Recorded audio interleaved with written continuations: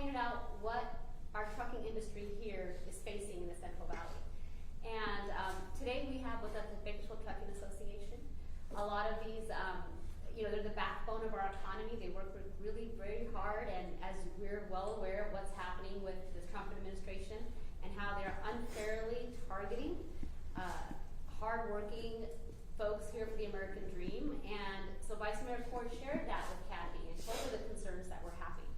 And what I want to share with you all is not even a day later, Senator Schiff called me and said, what's happening, what's going on, how can I help?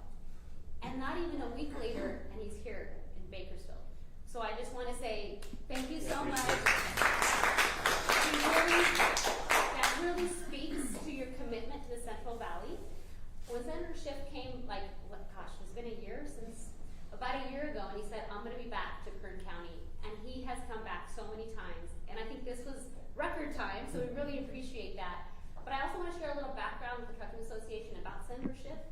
Senator Schiff, I'm going to get a little brief bio on you. I think it's really important. But he went to Harvard Law, Stanford for his bachelor's degrees. He's been a state senator for California. He's been in Congress for over 23 years. He's now our U.S. senator for the last few years, and he really cares about the Central Valley. And right now he also serves, I think this is very important too, because in our community we have a lot of ag and farm working. You're on the ag committee, and he's very vested in what's happening in the Central Valley. And I know it's really important to him to understand what's happening in the transportation sector, and specifically how we as a community feel very targeted. And I know that was really important for him to talk with us about today. And I just want to say welcome to Kern County. We're so grateful that you show up and that we matter.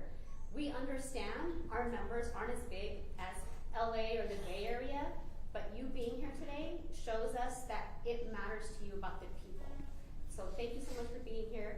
We're going to have Vice Mayor Cord initiate a few conversations, but we'd definitely love to hear from you and some comments. Raji, thank you very much. Thank you for reaching out to us, and thank you for inviting me to come by and to meet with all of you. I greatly appreciate it. You're such an important part of the community and an important part of the economy. And I've been learning about how deeply impacted you are by some of the changes in the administration's policies, particularly the non-domiciled commercial driver's license holders.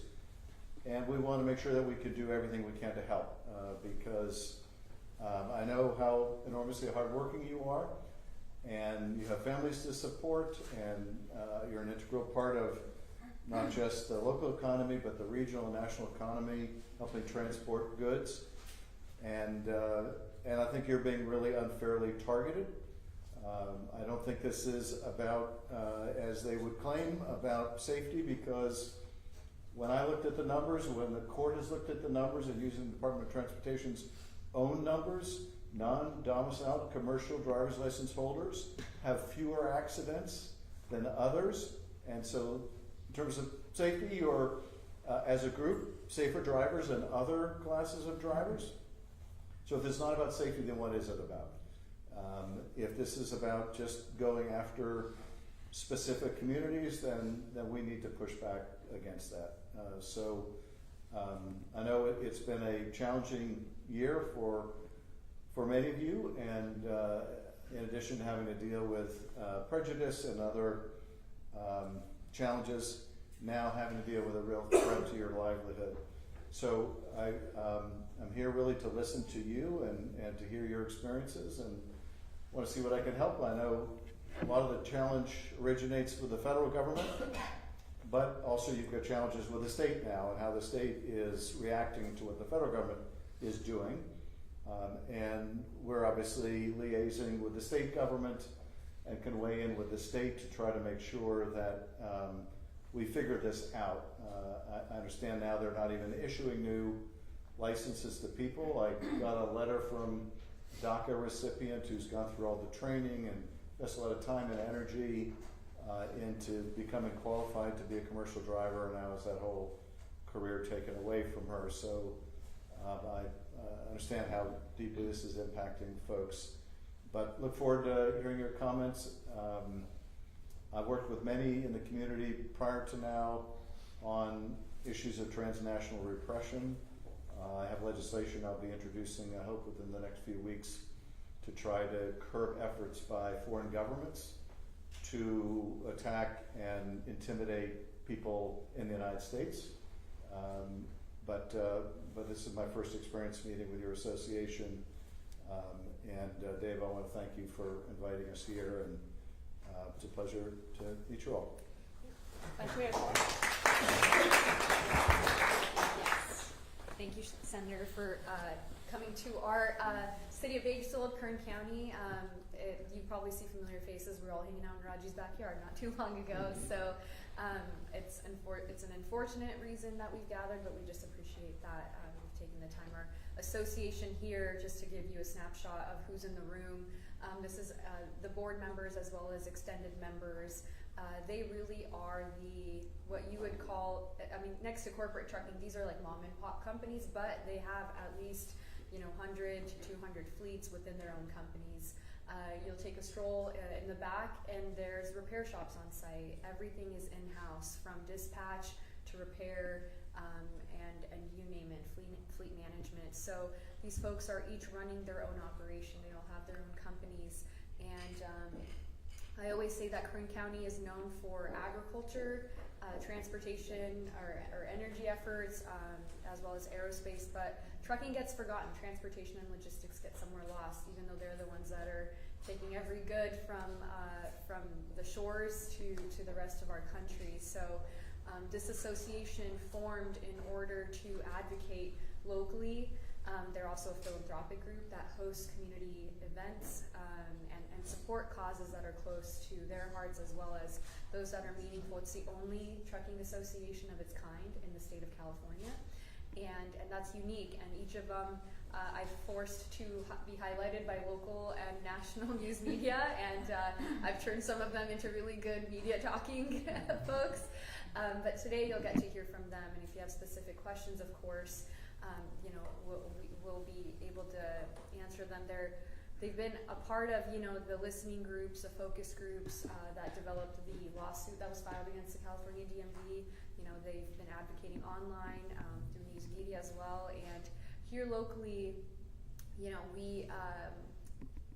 we look to our state leadership as well to make sure that we're able to elevate the voices from the community. And so for you to be here representing us at the national level and hear directly from them, I know will have a ripple effect to our state leadership, and hopefully you are able to be that translator between the state and federal government that I think it kind of gets lost and missing, and these guys are the ones getting squished in the middle there. But I wanted to actually hand the mic, my figurative mic, to Sukhbir Virji from Roadliner. He's right here, Roadliner Inc. right in the front.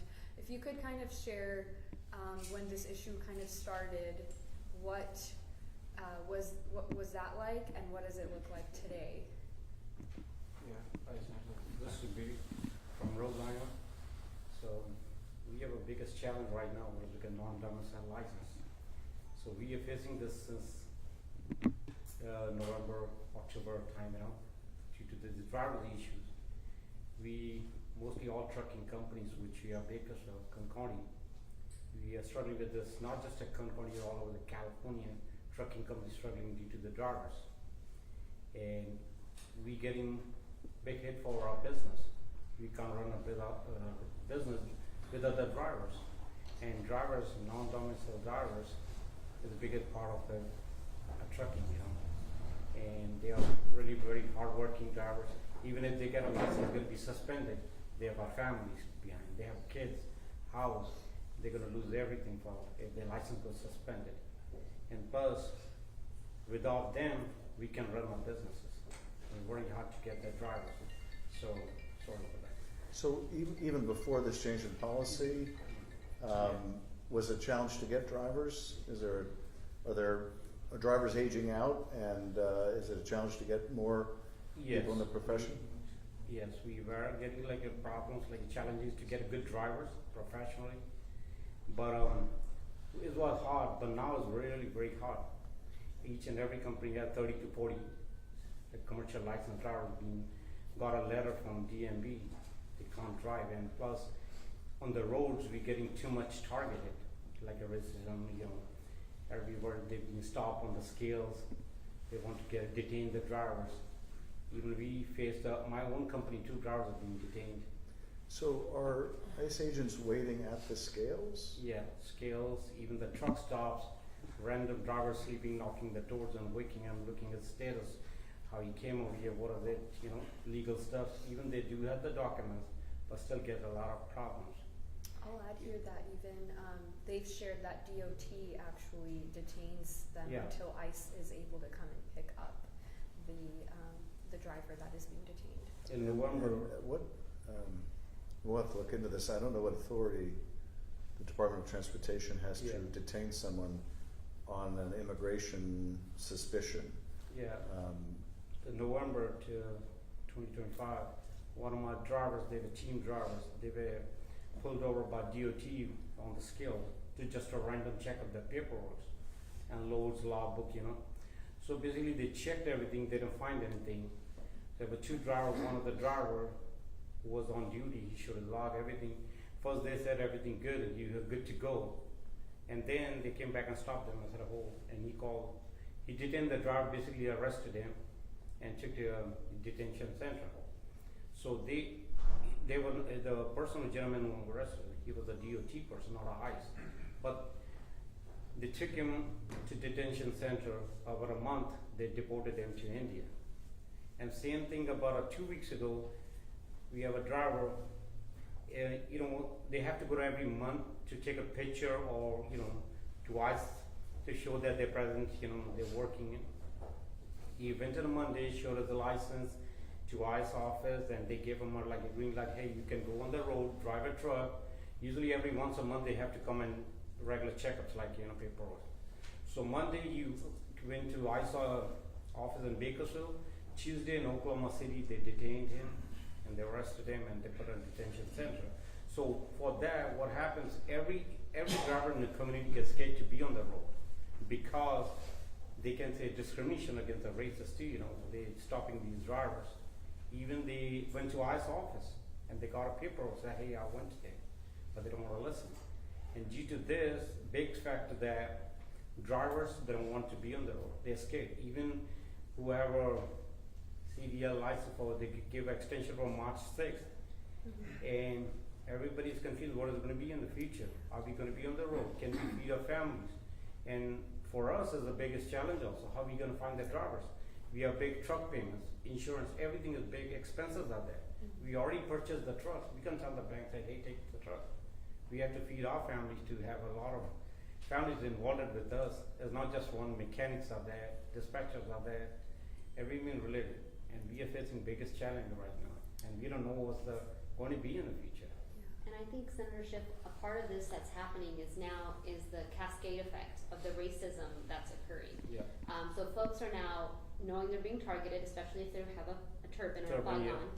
And so a lot of the drivers, who even are green card holders, don't want to drive because they're afraid that it's just up to the discretion of the ICE officer to say, I don't think you speak good English, we're taking you in and then we'll figure it out if you're a green card holder or not. So because of that, now you have a major shortage of people who are green card holders who don't even want to drive. So it's basically crippling the industry. And when one person gets taken in, our Punjabi community, we communicate through WhatsApp. We have a huge WhatsApp group community. We have our own forms of communication. And it just takes, with one press of a button, everyone knows what's happening, and it's just fear, and nobody wants to drive. And as he mentioned, everybody has car payments, mortgage payments, truck payments, health insurance, and everyone is just now frozen because they don't know what to do. So I think that is a byproduct of what's happening. And one more thing I want to mention is truck driving is not new to the Sikh community. Back home in Punjab, we're truck drivers, and we're farmers. So coming here, it's a natural something we want to do. It wasn't just like we thought, oh, we'll be truck drivers. No, it's in our DNA. That's what they do. Even in our culture, we have songs and music from 100 years ago about truck driving. So it's a part of our culture.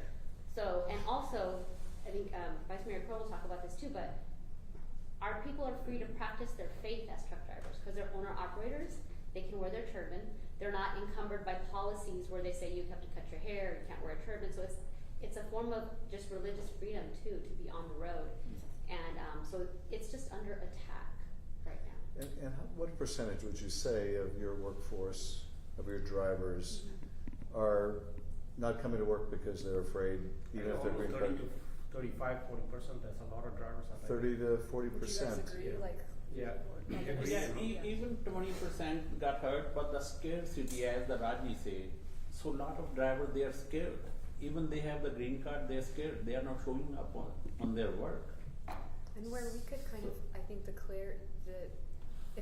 it's like the DOT an institution that you as a trucking company owner, as a truck driver, you understand what the DOT traditionally is there to do. You understand, you comply, but now it's kind of in this unnatural role that's being played where these drivers are like, wait a minute, why is DOT stopping me? And then collaborating with ICE, they're working together, and I think that confusion, that fear that's being created, it's these traditional entities that are meant to keep our roads safe, like the DOT, we rely on them to, are in this different role that even these trucking companies are just so completely confused by, and where we could really use your advocacy or your insight, with the FMCSA. Is there any information or communication coming out of them that would help alleviate some of this? Like they're sharing this California deadline that was extended, 20,000 licenses were to be revoked on January 5th.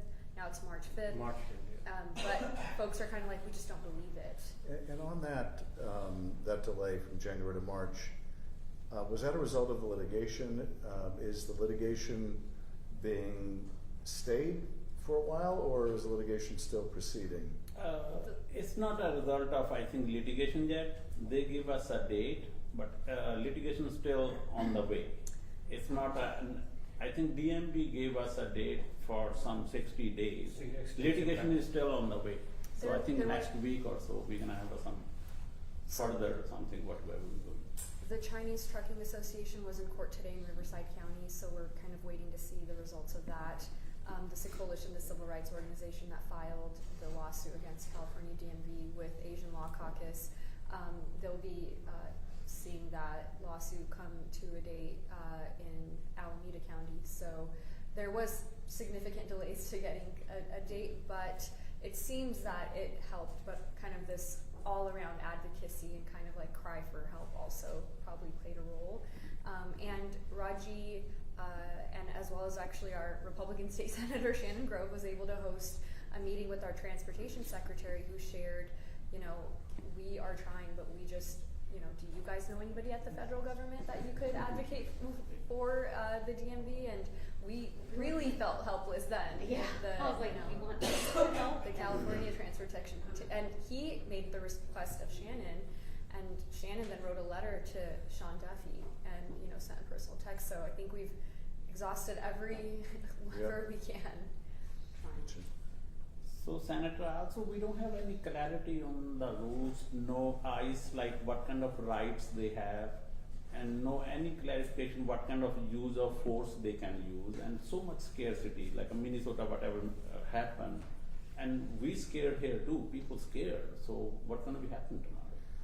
And Well, ICE- I certainly understand the fear, Yeah. because there are supposed to be standards for use of force and for what ICE is allowed to do and where they're allowed to do it. Yeah. But we're seeing a lot of those rules simply violated, and there's not much accountability.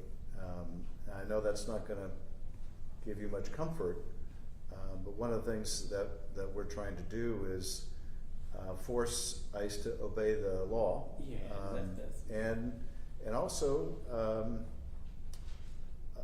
refrain from unnecessary use of force.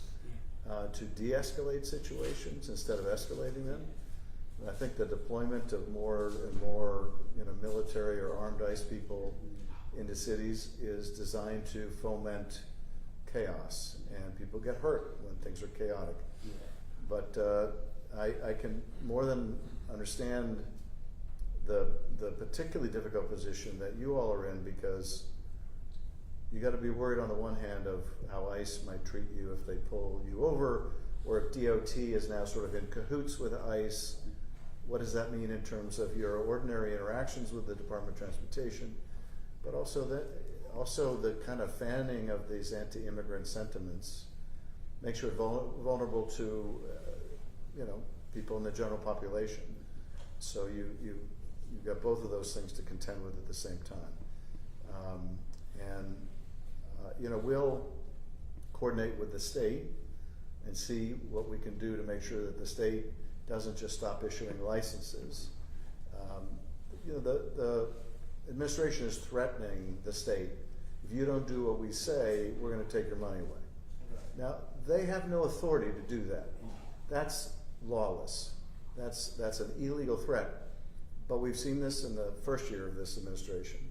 They make these illegal threats because they know we'll have to sue. It'll take time to sue.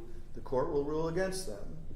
They won't be able to freeze the funding, but they'll have created, half a year of, disorder and chaos, and they will have withheld funds, or maybe they can try to use the threat to coerce states to do things that they want. But litigation has been among the most successful tools we've had to push back on stuff. Congress was given the power of the purse. It's not the president's power. Congress decides how money is spent in this country. That's the law, that's the Constitution. But what we've been finding out in the last year is the Constitution doesn't work on its own. It requires those of us who are in Congress to enforce it. We have the power in Congress to say, hey, we're not going to fund you if you're going to keep violating the law. Or we're going to cut your funding, or we're going to use some other sanction. But right now we don't have both parties willing to do that. And so the administration is sort of getting away with whatever it wants to get away with. But the rub is this, and this is what may prompt a correction to this draconian policy. If they force you to fire your drivers, or your drivers quit because they're afraid of whatever, then it's going to totally disrupt the supply chain. It's going to raise the cost of goods because it's going to cost more to transport stuff. And for an administration that promised, bringing down prices on day one, it's just going to push prices up even further. And so, I think one of the things that I'm trying to do is to make the case that, first of all, this is really harmful. Second, it's really, this is just targeting a population for unfair treatment because they're immigrants, or they look different than other people. And third, if you're actually talking about safety, look at their safety record. Look at the safety record of non-domiciled drivers. It's better than the safety record of other drivers. So if you want to do something about safety, hey, there's lots of things we can do about safety. We can incentivize incorporating more impaired driver technology, or there's all kinds of things we can do on safety that we should do. But if it isn't about safety, and it's going to just raise the cost of living for people, then it directly contradicts what most people are concerned about in this country, and that is they just can't afford the cost of living. So part of what we have to do is make the public case, even as we make the effort at the state level and the federal level to push back. You mentioned the supply chain, and I want to add Avi Nagda of Roadies Inc. to this conversation as well. Avi was kind enough to share what's going on within, from an economic point of view, in the LA Times, when this story we're able to advocate at a level where we were like, how do we tell this story in a different way, where if folks who are sympathetic to this federal government are not willing to listen to the fact that you simply don't treat any workers this way, let alone immigrants, what is the other point of view, the perspective, the point to which it hurts us and our pockets as residents? And Aviv, if you could share a little bit about, give us a snapshot of what your company looks like as far as fleet size, how many drivers of yours have been affected initially to now, and then just what do you feel are kind of the top concerns you have as an owner-operator, and what you're hearing from your drivers as well. So thank you, Manpreet. Sandra, thanks for putting a light on this matter. I think of all the meetings we have done or voice we have raised, I think you pointed things into a right direction, where how it is just impacting how how it's just not only impacting us, it's gonna raise the cost of goods, and it's gonna create another round of inflation. That is something no one think of. This is not, no one talks about it. And what everyone forgets that, and I was discussing that with Manpreet, is we've gone through COVID, right? At that COVID, these were the drivers who were moving the product. These were the drivers when DOT and FMCSA made the logbook exemptions. The HOS was exempt when we were moving agricultural product. And the reason I'm bringing that to you because Manpreet and Raji was discussing, you sit in a board of agriculture, right? This is just not only going to affect truckers. It's going to affect farmers. It's going to affect shippers, growers. Anyone's product, we move it, then eventually it will affect every single common man, right? The issue is there's multiple issues arising due to this problem. Driver shortages was always there until we flooded this market when we needed the driving in COVID. We were paying a lot of money to the drivers. That motivated a lot of the folks which were given a valid work permit authorization to switch a job from something else they were doing to get into trucking. This is not an easy job. When administration says, we have a plenty of drivers out there, but it needs a right amount of money to put them into the truck. Yes, there's a plenty of drivers out there, but how many of people you know that are willing to sacrifice, being on the road for 20 days, 30 days, 40 days to feed a family, and who they're gonna see it once a week? All the drivers who do this, who move this agricultural product or produce, they stay on the road. They are called over-the-road drivers, where they drive 11 hours a day, covering 550 miles a day. How many people like to put that kind of miles on a truck? This is not a job which is not a preferred job by everybody. The only thing what was there was religious freedom, like Reggie said. It was good money, but now people are scared. A person has a valid work permit authorization. If we run his record, we do I-9, he's authorized to work. He will choose to work at a Jack in the Box than driving a truck because he's afraid the next way station he's going to go to, maybe there is ICE sitting outside there who's going to remove him, detain him, and next thing he is out of the country. Yeah. They are not caring about veterans. We saw it on the news. So why would they care about the drivers who are wearing turbans and they have beard? Yeah. No, I think you're absolutely right. I think one thing that anyone who has any familiarity with this doesn't really appreciate is that by and large we're talking about people who are lawfully here with a lawful right to work, who are now at risk of being stopped at a way station and end up deported. And the fear of that, I think, is keeping people out of their trucks. How many of you, I'm curious, how many of you are second or third generation trucker in your family? How many of you have parents or grandparents who were truckers, drivers? Everybody here is probably first generation. First generation? Yeah, so his dad is runs our truck, one of our largest truck driving schools here locally.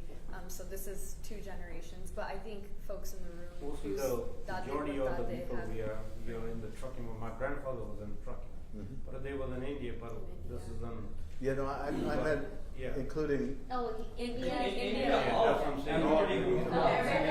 So eventually, yeah. That's why I'm going to raise the hand because Yeah. absolutely everybody we came from, mostly the families are from Yeah. farmers or truck driving, That's about it.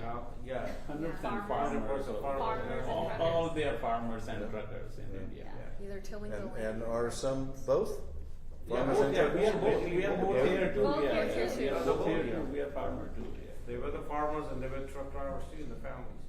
Same time. It's a trucking association meeting, but I don't want to bring on the farmers. We are getting same problems. Labor is scared. Yeah. They don't want Yeah. to show off. It's a lot of chaos is Yeah. going on. Yeah, I'm I was very- at the detention facility in California City earlier today, and met with people who showed up for their immigration appointment and were detained and have been there for months now. And it's heartbreaking. Has there ever been a more difficult time for your community than today?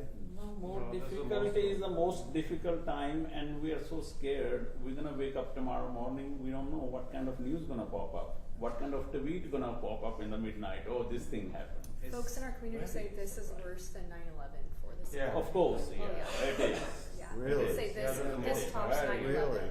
Really? And is that true also in terms of the prejudice you deal with? It's Is it- specifically because of the prejudice, Yeah. yes. Yeah. Is Yeah. worse now Yes. than it was after 9/11? Yes. Really? Yeah. They've stopped wearing their turbans In- on the roads. I mean, this is basically, it's no Their freedom to hats. go. Yeah, It's not like you feel like a freedom to go out. yeah. It's going to be targeted anywhere. Even like a Bakersfield, we can say that we are safe to go somewhere. It can be targeted.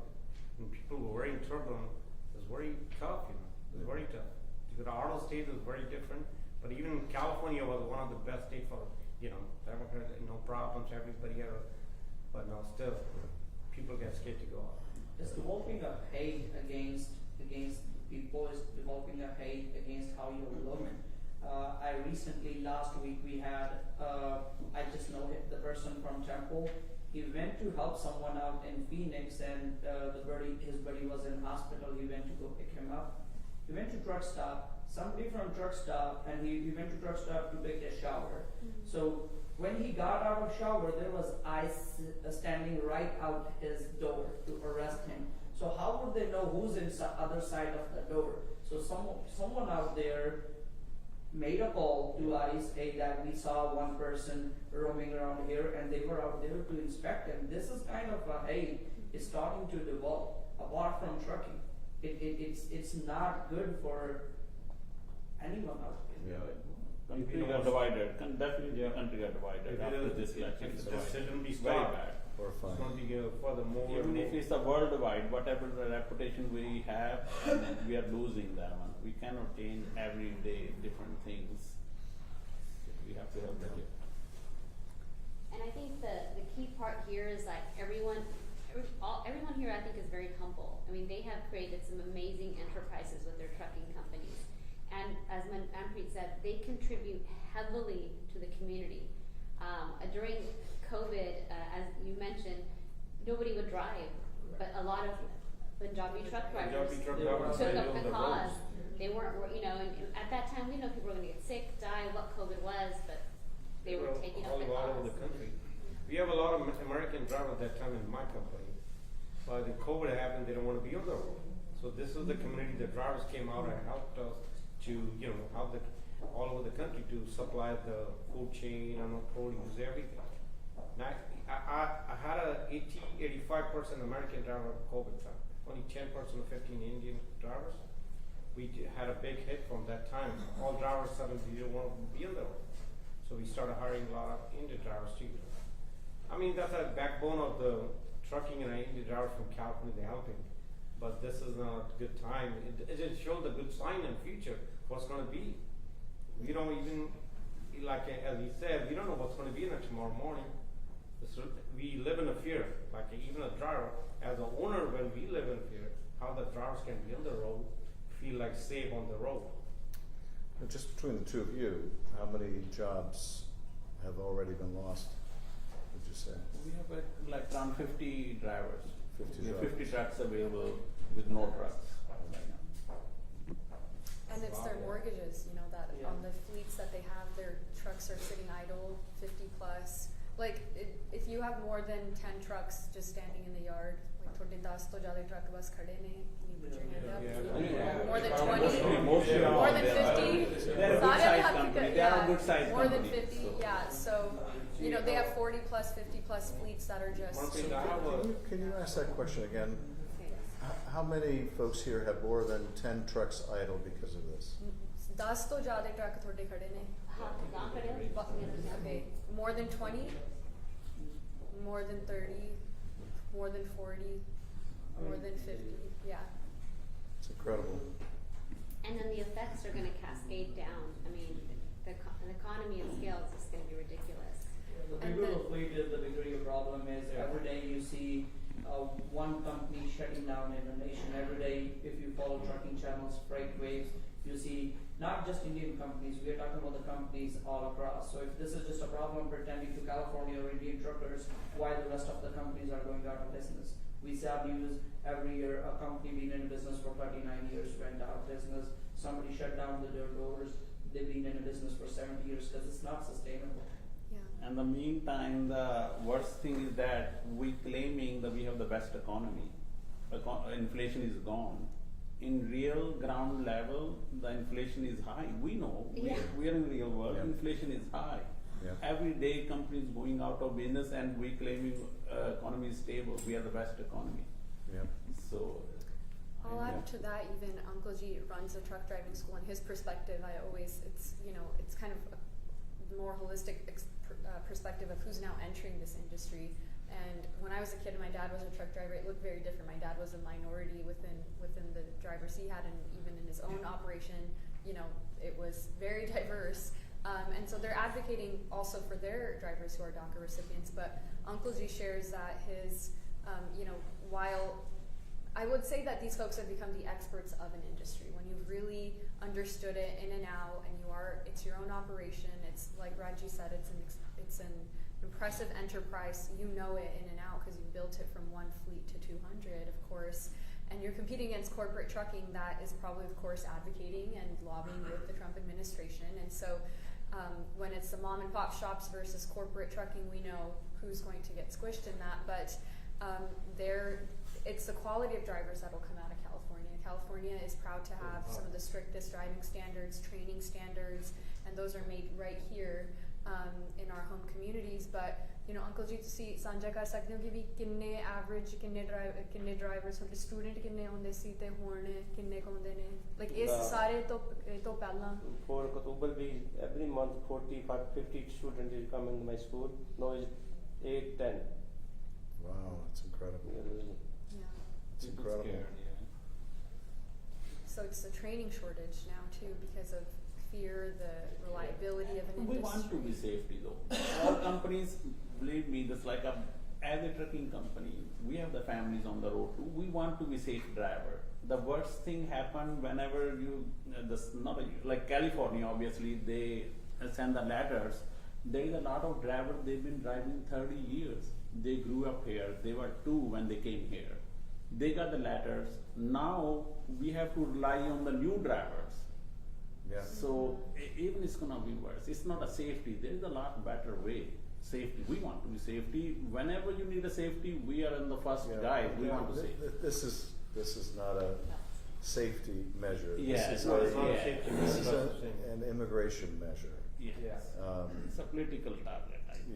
Yeah, for sure. I think it's not even our community, it's the DACA people that are here. We got a couple of guys that are here with us, like, they were here since like 2, 3 years old when they got here, right? And now they're in this community, working their lives off and doing their works, right? And now they're getting the letters also too. It's just not our Indian community by itself. We got Hispanics, we got other Filipinos, we got other communities that are involved in this immigration stuff that received all these letters. It's part of the 17,000 mails that people received. That is affecting the majority of the economy on it too. Yeah, no, I think what's happening is they're going agency by agency to figure out, okay, how can we, at the Department of Transportation, use the leverage we have against immigrant communities. And they look at another department and say, how do we use our leverage? And they decided this was effective leverage. And they must understand the impacts, but thus far they're still willing to do it anyway. And I think we have to help the public understand the impacts, and maybe that gets them to back off. But it's very helpful to hear your experiences so I can bring them back, share them with my colleagues, and also so that we can work with the state of California, and sometimes in combination, even though I'm in the minority back in Congress, working together with the state of California, we can stop bad things from happening. So we will certainly do all that we can. Yeah, if in California and the other states, they still issuing the non-domicile CDLs, but Yeah. unfortunately, California, we were the strongest who like really democracy for the non-domicile, but we are not issuing. And, Some other and what states is they the do. state's explanation for that? I think, for example, New Jersey, they issuing. You mean the state? Just of Yeah, Yeah, California the state. says- yeah, what, you know, California, I think, has acknowledged that any problem in terms of the overlap between the length of work authorization and the length of driver's license was their mistake, their Yes. problem. Yeah. Yes. So what is their rationale for penalizing the drivers, or for refusing to issue new licenses? Are they saying they're compelled to do that by the Department of Transportation, or? Pretty much that. Pretty much We is are that. able to get across to the FMCSA where I think there's a fear of losing that funding that's looming over. And from our meeting with the transportation secretary, you know, they shared that we are even surprised that our local FMCSA staff are working with our California DMV staff and kind of coming to a solution. But it seems as though it's that threat of losing funding and getting stuck in that kind of political war of between, you know, this affecting immigrants mostly and where that lands. So it's almost this inaction that's coming from them. And Yeah, I mean, I don't think the state of California should be changing its conduct because it's worried about unlawfully losing its funding. They should fight the loss of funding. But, you know, they may have decided that that's the path of least resistance. We've got to, I think, show them that, no, that there's going to actually be a lot of resistance to that. Yeah, I We mean, would appreciate your support. Yes. Anything you can do Yeah. to help with that. There really is a lot of help. It's appreciated, you know, really from everybody. It's a big matter. It's not small. A lot of people losing that, you know, housing. You know, it's not just a one the driver license. There's a lot of family behind the kids of that family that are losing the house. Our driver, he has a green card, but his license is suspended because they want his green card new copy didn't came, and he has a house. He's sitting at home for like 3 months. Now he's losing his house. He have 3 kids, and he can't afford 2 apartments because he have no source of income. His wife is a housewife, and he's struggling so big time. You know, I mean, it's not as we know, one family. There's 1,000 of families struggling, that's facing this problem. yeah. And we know you have to go forward to your next destination. And closingly, you know, your advocacy between kind of where this loss of communication is happening between the California DMV and FMCSA. Maybe it's not even loss of communication, but there just is no communication, or maybe the state of California isn't able to kind of see all of the options that are available to them. And I think an advocate at the federal level was really missing in this kind of predicament.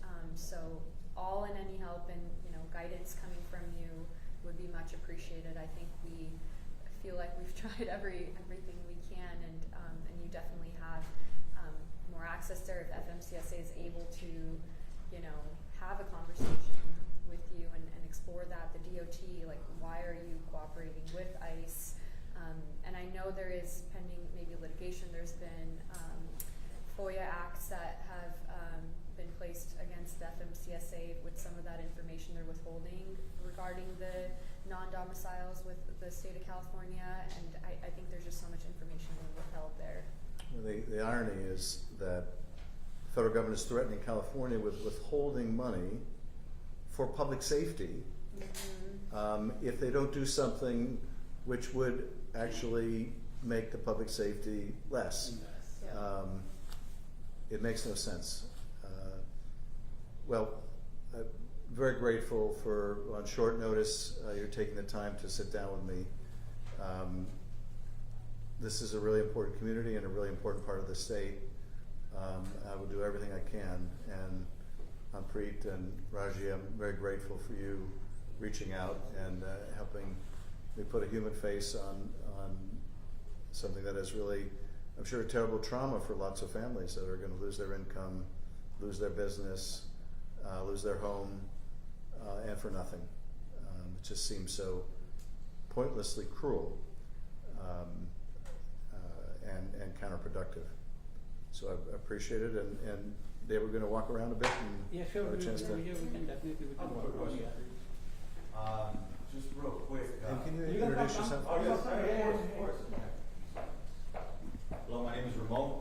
I work for FBT. David's my boss. He's awesome. But real quick, I Did he make you say that? He's on the How clock. He got passionate, raised. let me tell you, I was talking to someone, he's done 2 o'clock, he lived in Vasco. He asked, he said, oh, the Senator Adam coming, hey Dave, can I come back? Tell him what you did though. That's impressive. Better do it. Yeah, no, I just told him, He said he wanna meet you, and he That's come back very from nice. Vasco, you know the way the Vasco, That's like very a 1 nice. hour drive, he come back again. Thank you. yeah, Wasco's a rural area. That's where I live. I've lived there my whole life. But I have a quick question for you. Being that you've reached these incredible heights in your career, what is your advice to the younger generation that wants to reach these incredible heights? Well, thank you for the question. I would say a couple of things. First of all, for most of your adult life, you've only really seen politics at its worst. At its most divided and bitter aspect. It has not always been like this.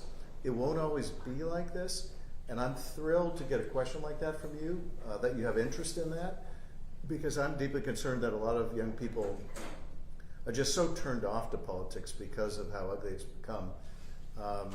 And you know what I find, that's the common denominator of the people that I've served with over the years, is they didn't have any one particular path to the Congress. But wherever they came from and whatever they were doing, whether they were a trucker or they were in insurance or they were in healthcare or they were in the law, they were good at what they did.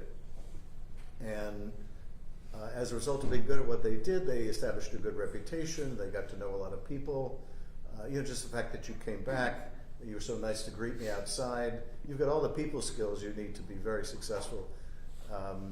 So I would just say,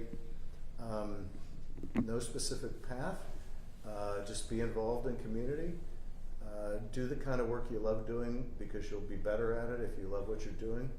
A lot of people gravitate to things that they think will lead to public office that they don't really enjoy. And one thing I think we can all tell you is there's so much fortuity in what we do, and life is too short to be spending doing things you don't enjoy. So find things you love and have a passion for, and that will lead you to where you want to go.